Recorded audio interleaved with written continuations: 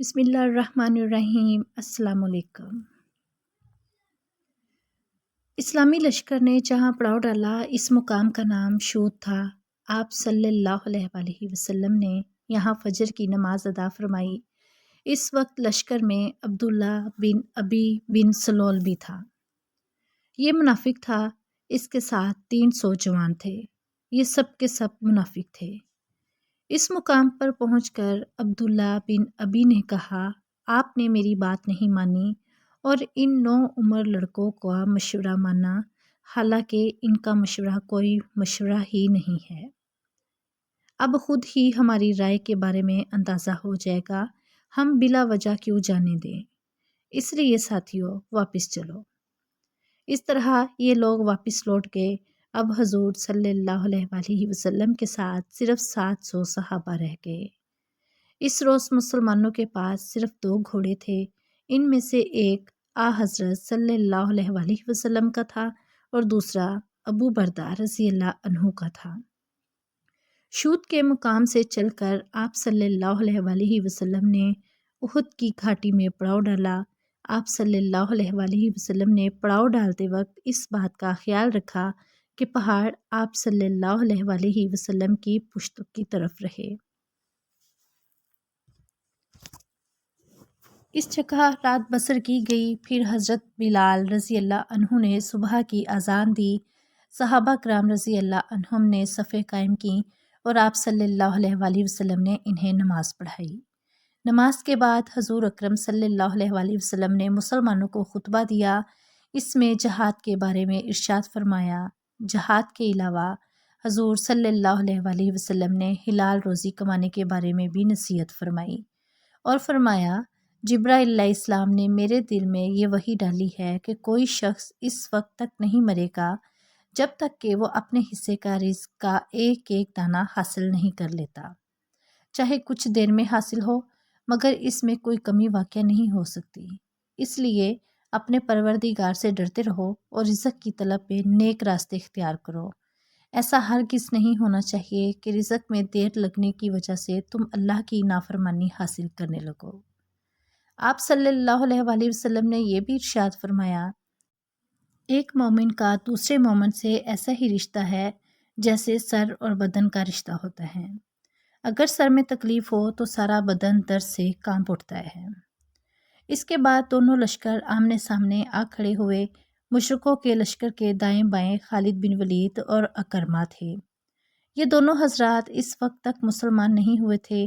حضرت صلی اللہ علیہ وآلہ وسلم نے حضرت زبیر بن عوام رضی اللہ عنہ کو ایک دستہ دے کر فرمایا، تم خالد بن ولید کے مقابلے پر رہنا اور اس وقت تک حرکت نہ کرنا جب تک کہ میں اجازت نہ دوں۔ پھر آپ صلی اللہ علیہ وآلہ وسلم نے 50 تیر اندازوں کے ایک دستے پر حضرت عبداللہ بن جبیر رضی اللہ عنہ کو امیر مقرر فرمایا اور انہیں اس درے پر متعین فرمایا جو مسلمانوں کی پشت پر تھا۔ اس درے پر 50 تیر انداز مقرر کرنے کی وجہ یہ تھی کہ پشت کی طرف سے دشمن حملہ نہ کر سکے۔ حضور اکرم صلی اللہ علیہ وآلہ وسلم نے ان 50 تیر اندازوں سے فرمایا، تم مشرکوں کے گھڑ سوار دستوں کو تیر اندازی کر کے ہم سے دور ہی رکھنا، کہیں ایسا نہ ہو کہ وہ پشت کی طرف سے آ کر حملہ کر دیں۔ ہمیں چاہیے فتح ہو یا شکست، تم اپنی جگہ سے نہ ہلنا۔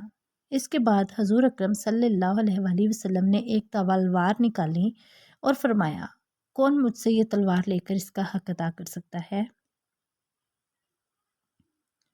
اس پر کئی صحابہ کرام اٹھ کر آپ صلی اللہ علیہ وآلہ وسلم کی طرف لپکے، لیکن آپ صلی اللہ علیہ وآلہ وسلم نے وہ تلوار انہیں نہیں دی۔ ان حضرات میں حضرت علی رضی اللہ عنہ بھی تھے۔ آپ صلی اللہ علیہ وآلہ وسلم نے ان صحابہ سے فرمایا، بیٹھ جاؤ۔ حضرت زبیر بن عوام رضی اللہ عنہ نے بھی وہ تلوار لینے کی 3 بار کوشش کی، مگر آپ صلی اللہ علیہ وآلہ وسلم نے ہر مرتبہ انکار کر دیا۔ آخر صحابہ کے مجمع میں سے حضرت ابو دجانہ رضی اللہ عنہ اٹھے اور عرض کیا، میں اس تلوار کا حق ادا کروں گا۔ آپ صلی اللہ علیہ وآلہ وسلم نے وہ تلوار انہیں عطا فرما دی۔ ابو دجانہ رضی اللہ عنہ بے حد بہادر تھے، جنگ کے دوران غرور کے انداز میں اکڑ کر چلا کرتے تھے۔ جب آپ صلی اللہ علیہ وآلہ وسلم نے دونوں لشکروں کے درمیان اکڑ کر چلتے دیکھا تو فرمایا، یہ چال ایسی ہے جس سے اللہ تعالیٰ نفرت فرماتا ہے۔ سوائے اس قسم کے موقعوں کے یعنی دشمنوں کا سامنا کرتے وقت یہ چال جائز ہے تاکہ یہ ظاہر ہو کہ ایسا شخص دشمن سے ذرا بھی خوفزدہ نہیں ہے اور نہ اسے دشمن کے جنگی ساز و سامان کی پرواہ ہے۔ پھر دونوں لشکر ایک دوسرے کے بالکل نزدیک آ گئے۔ اس وقت مشرکوں کے لشکر سے ایک اونٹ سوار آگے نکلا اور مبارزت طلب کی یعنی مقابلے کے لیے للکارا۔ اس نے 3 مرتبہ پکارا۔ تب حضرت زبیر بن عوام رضی اللہ عنہ اسلامی صفوں سے نکل کر اس کی طرف بڑھے۔ حضرت زبیر رضی اللہ عنہ اس وقت پیدل تھے جبکہ دشمن اونٹ پر تھا۔ اس کے نزدیک پہنچتے ہی حضرت زبیر رضی اللہ عنہ ایک دم زور سے اچھلے اور اس کی اونچائی کے برابر پہنچ گئے۔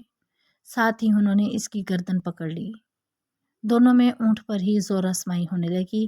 ان کی زور آزمائی دیکھ کر حضرت صلی اللہ علیہ وآلہ وسلم نے ارشاد فرمایا، ان میں سے جو پہلے نیچے گرے گا وہی مارا جائے گا۔